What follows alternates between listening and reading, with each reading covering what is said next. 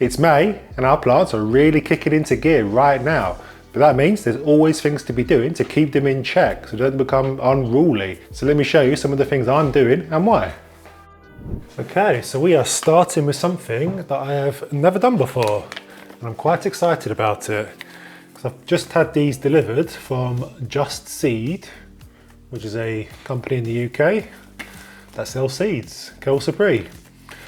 So I've got a lot of love on my coleus plant, and I thought, because I love it as well, I thought that I would plant 4 more varieties, and I'm going to do it by seed.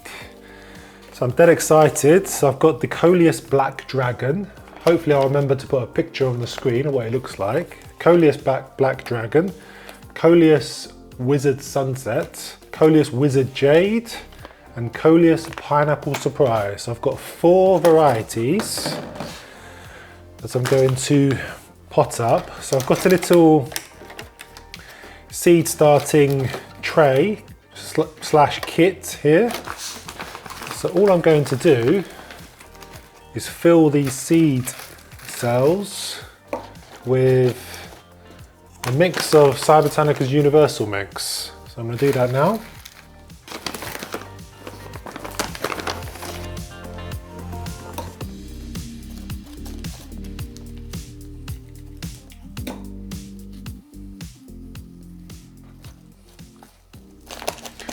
So you do want to fill your seed trays more or less all the way to the top and then press it down so there's no air gaps. So you want seeds to have good contact with soil, otherwise they might struggle to germinate. So I'm just going to tidy up the edges, tidy it up a bit, give it a final pat down. We're ready to go. As you can see, I've already made a complete mess on my table, but that's fine. Missy Shuffle's not here. Come with instructions. It just says to sow them in a warm place, ideally 20-25 degrees Celsius. There's 30 in here apparently. And you just lay them on top without burying them. So I think they need light to germinate these seeds. Not all seeds do. Right, let's do this.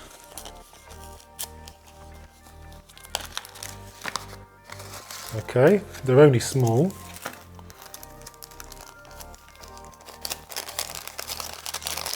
Very tiny seeds in this bag. Tiny, tiny things. So I think I'll get them all out and then I know what to do.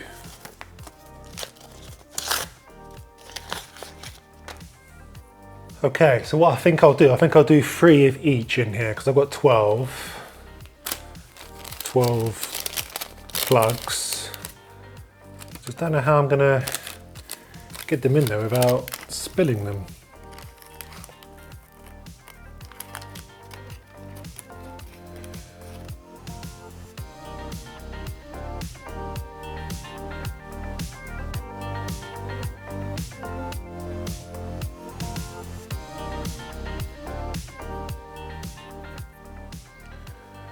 Okay, so they're absolutely tiny seedlings. So I've ended up putting about 3 or 4 in each cell.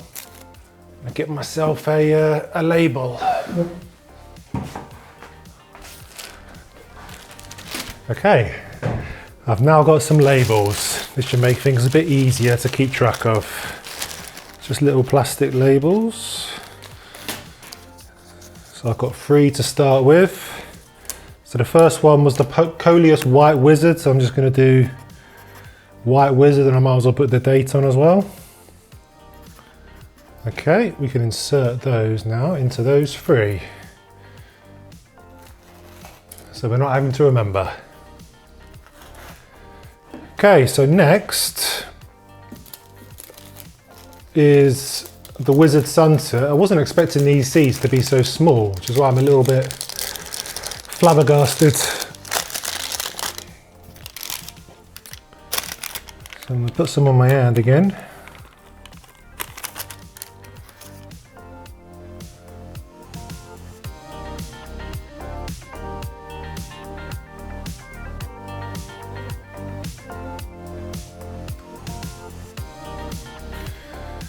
The beauty of these is that you can't see whether the seed has successfully gone in the plug tray. WS for Wizard Sunset.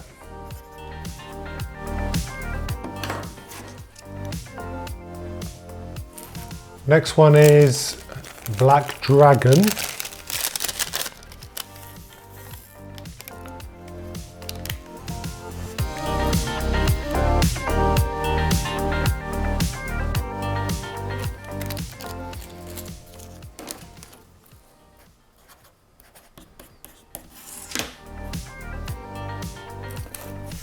And the last one is Pineapple Surprise, which have come in this little container.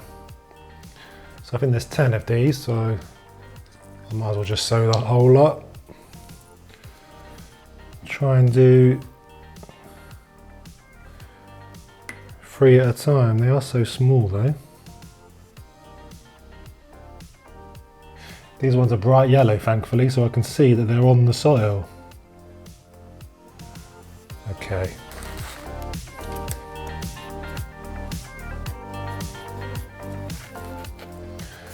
Alright, so they're now on top, so I'm just going to lightly tap them down to firm them in, just to make sure they've got good contact. Hopefully the seeds won't come off. I've no idea if they do or they don't, because I can't see them.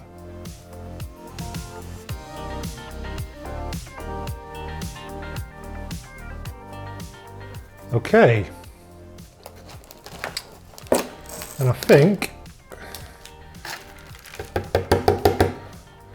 because they're so delicate, I'm going to bottom water them. So I'm going to put a lot of water in here. And then put these on top. That should wick up the water. Moisten all the soil in here. And then in about an hour, I'll get rid of the excess so that the seeds aren't drowning, basically. And I pop that somewhere nice and bright and they should germinate. So I'll keep you updated. What I think I'm going to do, because I've sown quite a lot, more than I expected because they were so small, I'm probably going to raise them and then I'm going to keep a few as houseplants and then I'll put some outside in the garden as well to lap up the sun. Job done. So spring is the time to be extra vigilant with regards to pests, because unfortunately they do tend to go a little bit rampant in spring, or at least they do in my house anyway. So in this corner here, in my conservatory, I've got a right little cocktail going. So we'll talk about this guy first. This is the Calafea crocata. So I was doing my checks as I water, and I was watering this guy, and I noticed very fine webbing in and around the leaves. And there was quite a lot of it. So it's obviously been multiplying quite quickly. So I do check every couple of weeks. And the fine webbing, so I had a closer look and I could see little brown golden specks, and that is spider mites. It was pretty much caked all over it, and you can see the damage on the leaves because they've gone mottled. And that's what spider mites do. They suck the sap of the leaf and the leaves turn a mottling colour, which is not very good. So what I did was I took it outside and into garden, took it away from the rest of my collection and gave it a thorough spray down. With quite a powerful spray, so getting in all the nooks and crannies, getting on underside of the leaves as well. And then I got my SB Plant Invigorator and Bug Killer, which is kind of the only pesticide that I can really get reliably around here. So you put it in a spray bottle and then you give it a good spray in all the nooks and crannies. So washing it off with the water will kind of get rid of the population.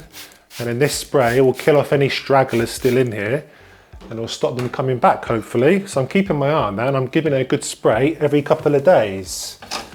Also, this guy here, unfortunately, I guess, a spider mite population took one of these plants and then hopped onto the other.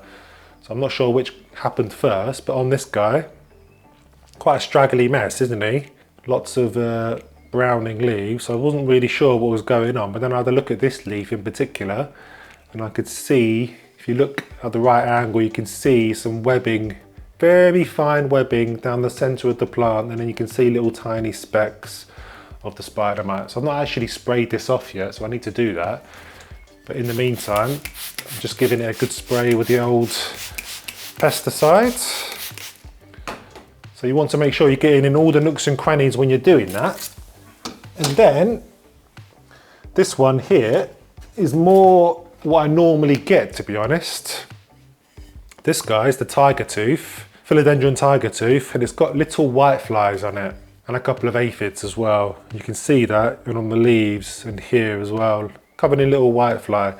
And that tends to be what I get in this house, whitefly and aphids for some reason. Luckily, I don't normally get that many spider mites or thrips, which are a real worry. But whitefly and aphids, they will suck the sap of your plants, so you need to give them a good spray to take care of them.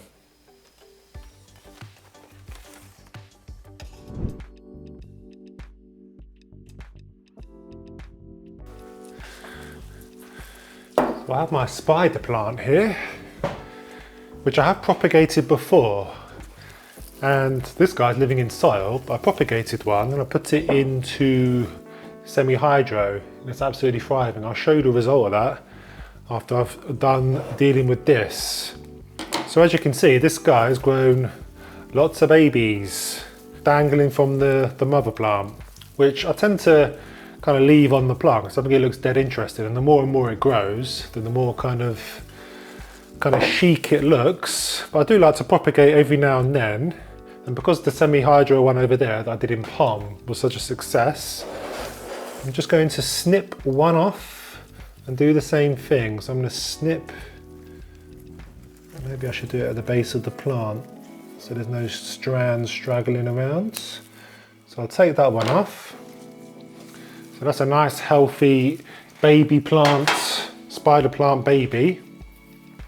So I'll just trim that back there, get rid of that.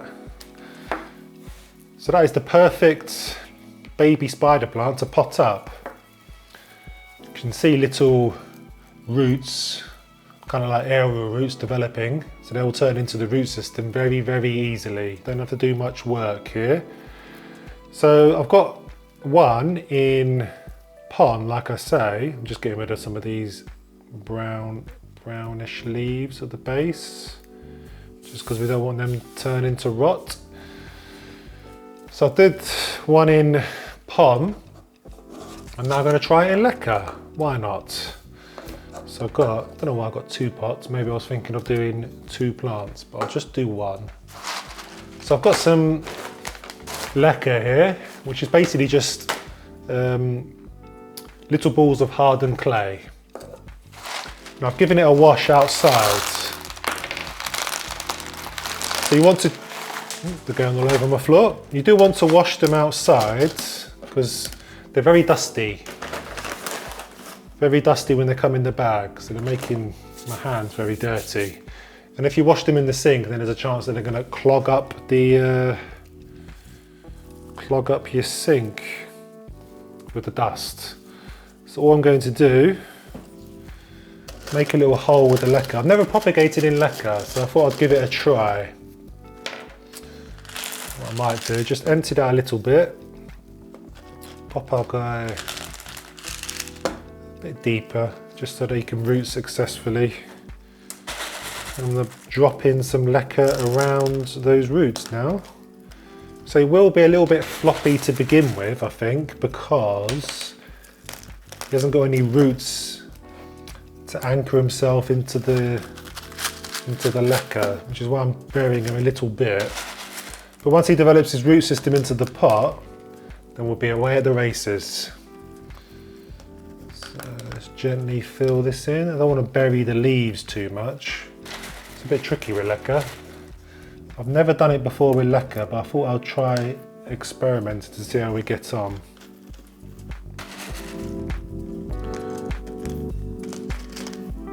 Okay. So that seems quite nicely in there. And now I need a decorative pot that I've forgotten. So I've got a few to see which size fits best, because I'm not sure. I think it's that one, isn't it? Yeah, that's the perfect size. Very good. Okay, so all that's left to do now is to top it up or to create a reservoir of water. So I'm just filling it about a quarter of the way in, up the pot. So the reservoir of water will sit there, the leca will stay nice and moist. So you want to keep it topped up with water, the reservoir, the pot with a reservoir of water. It'll keep the leca nice and moist, and then roots should start to develop and it'll be a nice healthy plant. So I'm going to show you the one that I did earlier, which is this guy here. Beautiful plants. Look at that. Not a blemish on these leaves. So I think growing a spider plant in semi-hydro is the way to go. Absolutely gorgeous. So like I say, reservoir of water, keep it topped up, and these roots are really healthy. Coming out of the bottom, nice and white, no rot or anything. Lovely jubbly. I have with me here, in the corner of my conservatory again, my pride and joy. This guy, Mr. Monstera Thai Constellation, which I got from Amazon of all places, and he's been pretty healthy. I put him on this moss pole and he's growing nice big healthy leaves, as you can see. So Monstera Thai Constellation, if you didn't know, has kind of white and cream kind of speckling on the leaves to it kind of looks like the Thai constellation, basically, a constellation of stars. So it's just spat out a brand new leaf here, which is nice and big, which is good, but there's hardly any variegation at all. There's no white or cream parts. Only a couple of very small spots here, which is a bit surprising, because this is telling me that this guy is not getting enough light. Which, again, we're in the conservatory, so this is the brightest spot in my house. So it's a bit set back from the window, but because the guy's quite big in his moss pole, with a big pot, and his leaves kind of protrude out quite far, I don't know, I can't really offer him a better spot than this, unless he was plonked on the top of the dining table. So, if you didn't know, if your plant is losing variegation, sending out more green leaves, then that generally means that he wants more light. Because green means more chlorophyll, which means more photosynthesis. The white and cream parts can't photosynthesize as much as the green parts, which is why it sends out more and more green. So yeah, I'm a bit unsure what to do with this guy.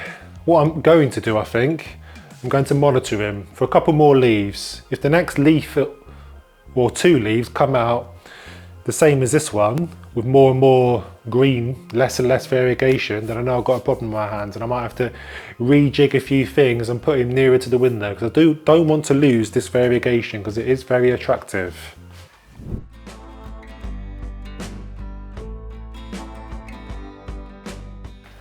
Okay, so I've got my fussy anthurium here.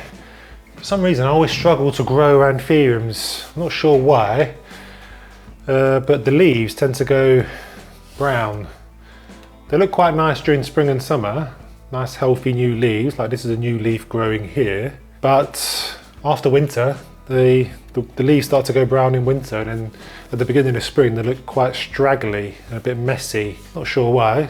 Got a flower here, which is quite interesting. So this is a cherry something or other variety. I'll put the variety on screen because I can't quite remember. So what I'm going to do, I'm going to prune it back. So I'm probably going to lose most of these leaves, but I just think they look ugly, so I don't really want them hanging around. So I'm going to go right to the base of the plant and cut off the leaf. And unfortunately you can't do anything with that. I don't think you can propagate the petiole or anything like that.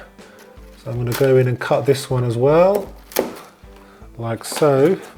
And then this one's brown as well. So I'm going to cut that off. So it's quite drastic, isn't it? This plant is only left with one new leaf, but this should grow quite big. So anthurium leaves start quite small and they grow quite big into this size.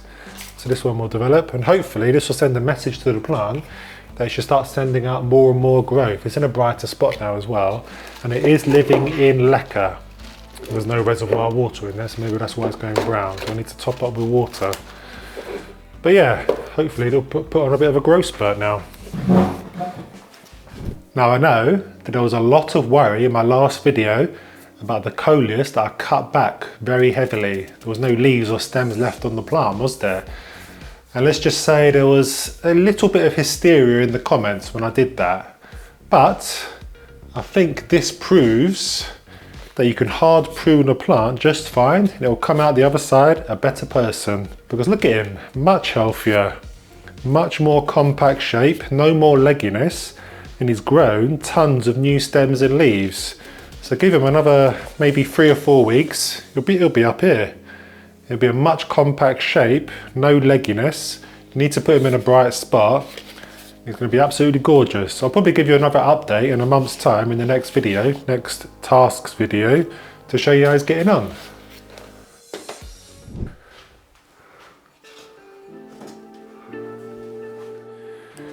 So to be honest, I have fallen out of love of moss poles, but I do want to pop this guy on one as a bit of a last hurrah, because I think monsteras do quite well on moss poles.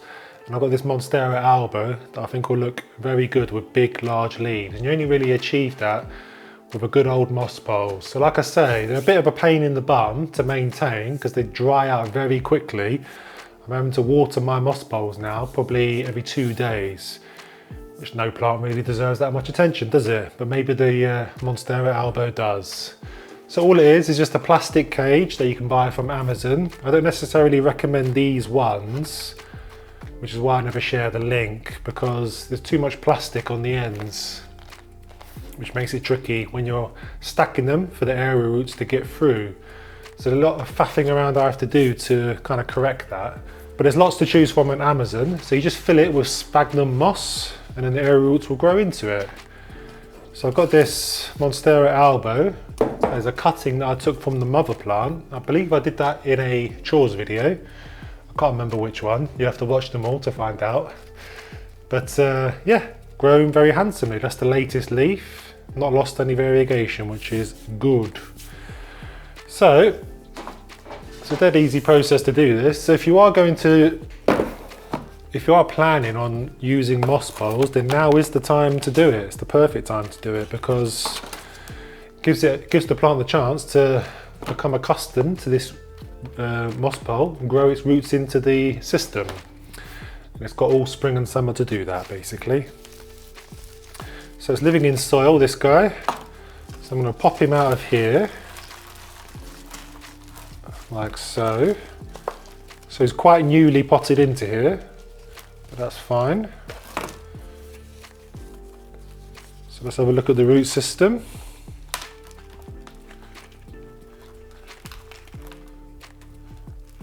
Well, he is in there. So I'm not going to mess around too much. So I've got a slightly bigger pot. You'll need one to fit it all in. So let's just see if he does fit. So there is a right way to put these in.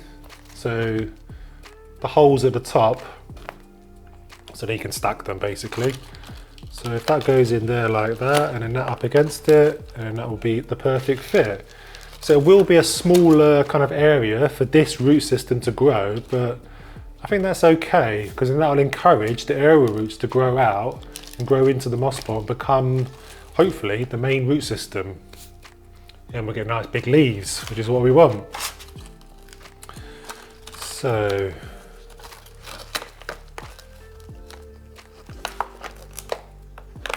the front is obviously where the leaves are facing, and then the back is where the area roots come out of. So you want the moss pole up against the back of it. So let's have a bit of soil in the base.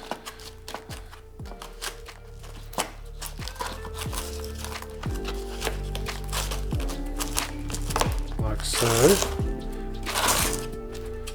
I like to put soil behind the moss pole just to stabilise it in the pot. So that's what I'm going to do.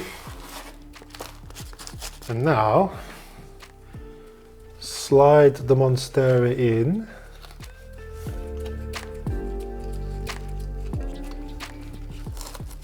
And then I'm going to tape it in place now, but I need tape.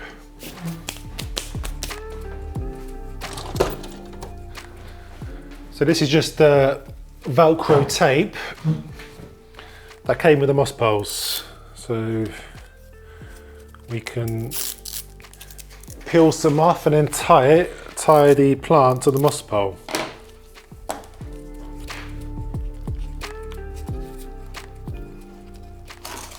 Okay, so I do that nice and early, just so I know that everything's in more or less the correct space. So now we're going to backfill the pot with soil.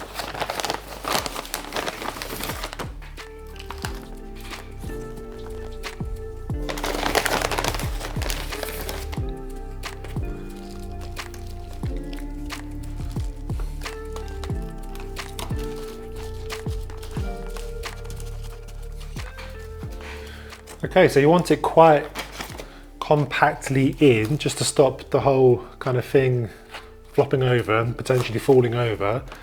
So you will notice that the leaves are kind of facing downwards a little bit. And that's just because he's been growing without a support system, basically.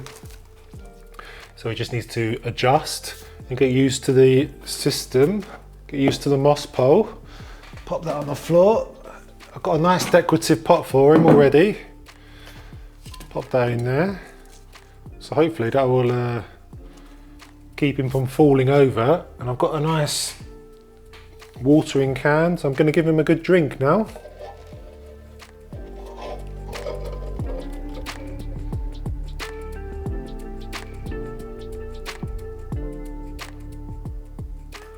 Okay, so I also gave the moss pole a nice good drink to make sure that's nice and hydrated. It'll probably dry out on me in a couple of days, so we'll have to keep on top of it. But that's nice and wet, so that's looking nice and healthy. So hopefully these leaves will start getting nice and big now that the aerial roots will grow into here. A reminder to download my free plant troubleshooting handbook that is linked in the description to this video. It's a little digital handbook that you can keep in your pocket for when things start going wrong with your plant, so get your copy now. So with the light getting much brighter these days, it's always a good idea just to kind of monitor how your plants are doing. So I'm back in my conservatory here, the brightest room in my house. So the sun, I'm filming this in the morning, 9:30 at the moment. So the sun's just there. So give it another hour and it'll be flooding in from that direction, and the sun will come all the way around behind me and it will set that way. So the plants in this area here and over here need to be able to survive direct sunlight. So most of them are perfectly fine, including this guy here, the Monstera deliciosa is on this moss pole and it's lapping up the sun here. Nice big fenestrated leaves. But a plant that doesn't seem to be doing too well is the Philodendron Pink Princess. So I've had this guy since last year and it's not really grown that much. So I'm not sure why, but the leaves are fading. This one in particular has gone quite faded and brown and floppy, like it's not really enjoying the light. So that one's completely faded as well. So when leaves do this, it kind of tells me that they're struggling from too much sun. So there's two leaves and that one as well is not looking too hot. So I think I need to move this to a less sunny spot, maybe over there. So it's always a good idea just to monitor the light your plants are getting and kind of act accordingly.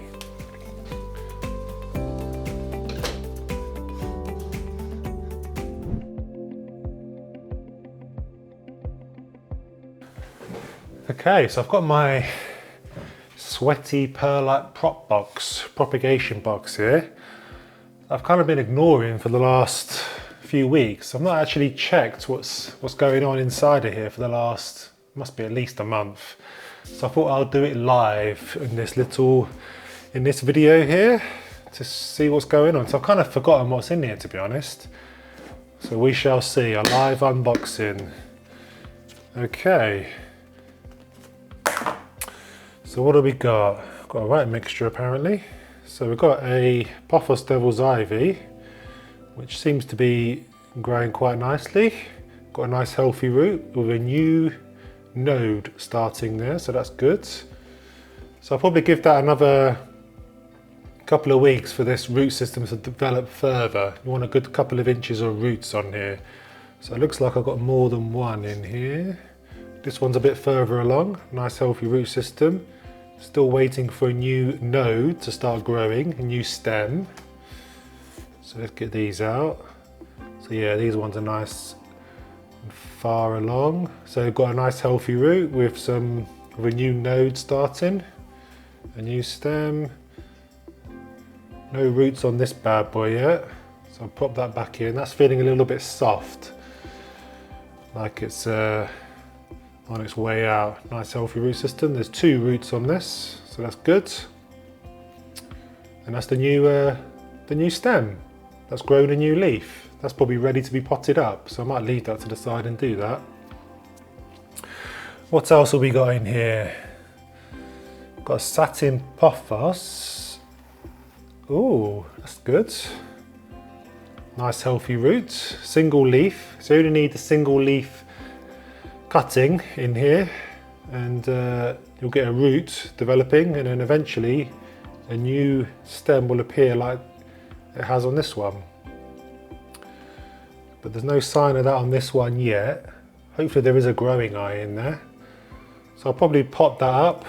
You can leave them in here indefinitely really, although they don't have any fertilizer in here. But there's no kind of rush to pot them on. So these are peperomias. They're a type of peperomia, raindrop maybe. They're quite difficult to propagate apparently, but this one looks like it has got some roots on here. So that's good to see. I'll leave that in there though. Pop that there. So there's a few in here. Okay, so that's got more roots as well. Looks like there's a new leaf emerging there, so that's good to see. So far, not looking too bad, the success rate in here. This one's a nice healthy root system. So these are single leaf cuttings that I took from this plant, this peperomia. And it looks like they're growing a healthy root system. That's probably ready to be potted up. Ooh, nice healthy root system. Just go through these quickly. I think these will all be similar. Look at that bad boy. So I think they're ready to be potted on, to be honest. So it looks like I experimented by cutting the leaf in half to see if it will grow roots. It looks like it hasn't. But it's not rotted yet, so I might pop that back in. Same with that one. Ah! There is a root on the end. So that is successful. So you can cut a leaf of a peperomia in half, put it in the substrate of your choice, and it will grow roots. So I'll pop that back in. So I did have a couple of wet sticks in here, I believe. So I'm just checking that I'm not missing anything. More devil's ivy. I'll probably put that one in the bin because it's, as you can see, it's very floppy. So that one's failed. So you won't get 100% success rate. So these ones, for some reason, I find really hard to propagate. This is the neon pothos. And the leaves always seem to go by the wayside. If you've had experience with propagating this plant before, then do let me know what the secret is, because they always tend to die off on me. So that one, I think, there's no roots on here. It's on its way out, floppy. So I'll pop that in the bin. There's no saving that. Right, so I've got another peperomia here, obtusifolia. This is normally dead easy to propagate. This has been here a while actually, I think. But there is roots on here. I'll probably pop that back in. Let it grow another couple of inches. A Hoya, which I can't remember the name of the Hoya. I'll maybe put that on the screen. So I took a little stem piece with one leaf, and that's grown roots, so that's good. That lives just up there behind me, above that, underneath that grow light. So I think I did put in about 5 of these, and this is the only one that survived, so quite a tricky plant to propagate. And here are the wet sticks. I can't remember what wet stick that is. I think this might have been the Philodendron melanocrisis variegated. I've had in here for a good 3 or 4 months now, and that has gone black and mushy, so that is for the bin. And this looks like a pothos devil's ivy again, little wet stick, and it's growing a stem piece. It's growing the stem before it's growing the roots. Interesting. I might leave that in there. It's gone brown at the tip, which is a bit worrying. Although it doesn't feel mushy. And that is it. Just seeing if there's anything else in here. So probably about, what, 80–90% success rate in this box. If you're not familiar, it's just a tote box filled with perlite that you moisten, and then you put your cuttings in, put the lid on, and it's the perfect humid environment for cuttings to develop roots. And I get a high success rate, probably higher than water, although it is a bit of a sweaty, stinky prop box, sweat box they have to have in your house, which Mrs. Sheffield is not too keen on.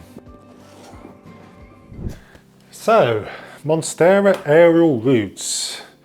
So this Monstera I've got is growing very happily into this moss pole. It's actually a soil pole. Should be a moss pole, but it's filled with soil as a bit of an experiment, but that's a story for another day. So the idea being that he will grow his aerial roots into the moss, and that'll strengthen the plant. So it gives him another avenue to access water and nutrients, and that'll strengthen the plant, and he gets nice big leaves. So most of the aerial roots have successfully grown into the moss pole, which is good, and that's why it's chock full of roots in here. But we do have a cheeky straggler. So this guy, as I'm doing my bits and pieces in this room, filming bits and pieces for this video, for this channel, or just generally being in here, I'm always tripping over this guy. So it's becoming a little bit annoying. So you're fine to leave aerial roots on your Monstera, leave them hanging around. They won't really do much. They're not offering support or bringing nutrients and water to the plant. It has to grow into the moss for that. Or you can do what I'm going to do, get your snippers out and cut them off. This doesn't harm the plant in any way, shape or form, because that isn't really providing anything to the plant, like I say. If it's like this, it's generally looking to kind of anchor onto something, to hoist itself up, to start climbing up higher and higher as it would in the jungle. So there's no issues with doing this.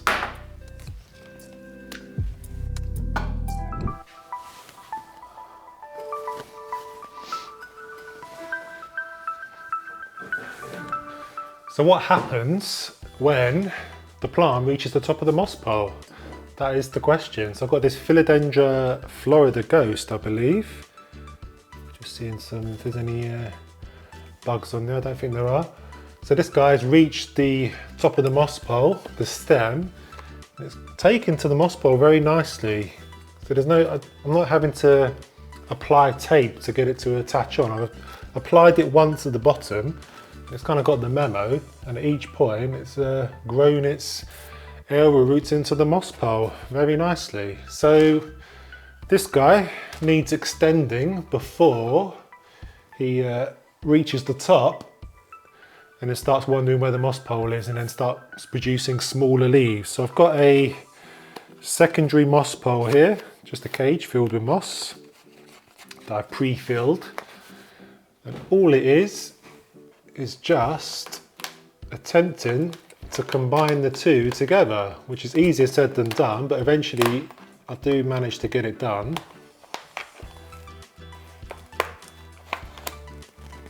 So I need some moss. It's lacking a little bit of moss at the top here, so I need to make sure that there's good moss for the aerial roots to grow into.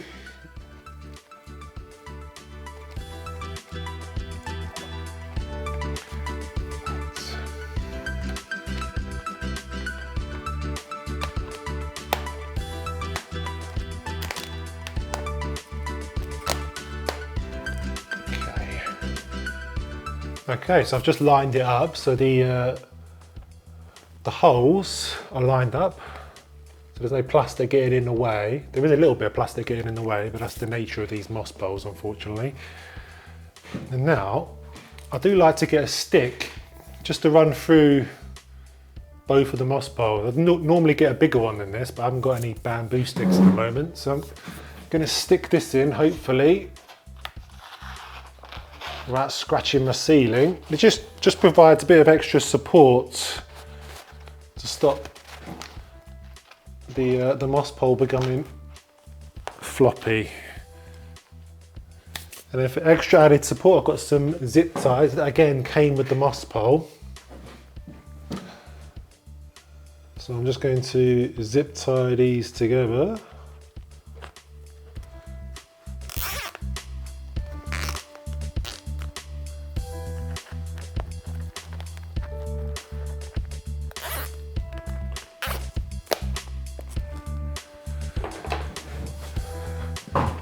So it's always quite tricky doing this because I've basically got too many thumbs, I think. I feel like I need 3 hands. Where did that plastic go? So that should be quite sturdy. I have had moss poles fall on me before, which is when I started introducing the sticks to go down the middle. So hopefully that will stay in its pot. Might need a bigger pot just to anchor it in a bit more. But I will now continue, hopefully, to grow its aerial roots higher and higher. I'm going to get nice bigger leaves.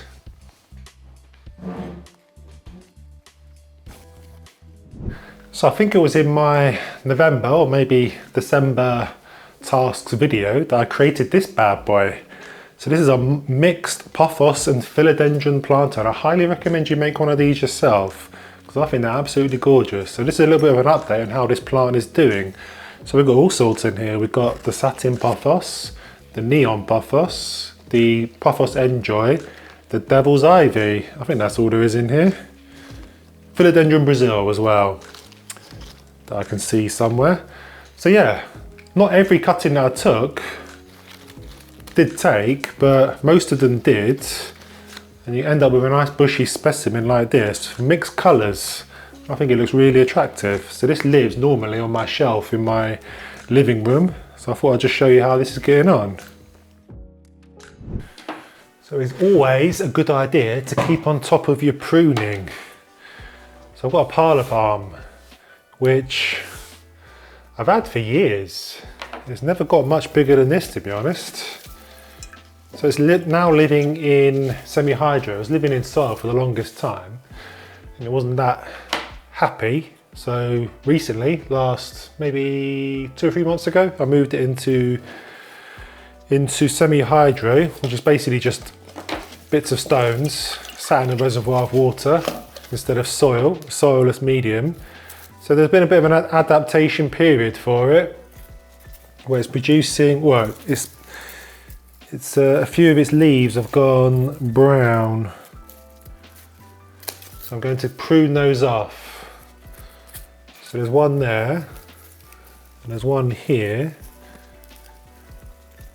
So this guy's been living, I can never get the position right for him because he doesn't seem to like it in a sunny spot. He doesn't like it too dark. So I've got him living just up there, and I don't think he's that happy about that either. But there is new growth coming through, so I'm hoping that the fact that I've moved into semi-hydro might change my luck with this guy. So I'm just going through. I don't know how much I'm going to cut off, how much I'm going to be left with, to be honest, because there are quite a few brown leaves. The whole leaf just seems to go brown. But there's a new growth point, new leaf here, so it is relatively happy, sending out new leaves. I guess I just needed to tidy it up and get rid of these brown unsightly ones. Okay, there's one down here, smaller one. Okay, that's looking much better actually. Pretty good, nice and compact. So I'm hoping that there's going to be a flush of growth now. There's going to be a nice big bushy specimen. You do end up with kind of stalky bits at the bottom where you've pruned, but I guess that's just something I'll have to live with. So there was one there that didn't have any leaves coming out of it, so I've cut that right back to the base of the plant just to tidy it up. There's a few leaves that I've dropped on as well. Okay, I'm going to put that back and hopefully it'll be much happier. Well, that is it for this video. Lots of things to be doing, I'm sure you'll agree. To check out the rest of the videos in this series, click on the link over here and I'll see you there.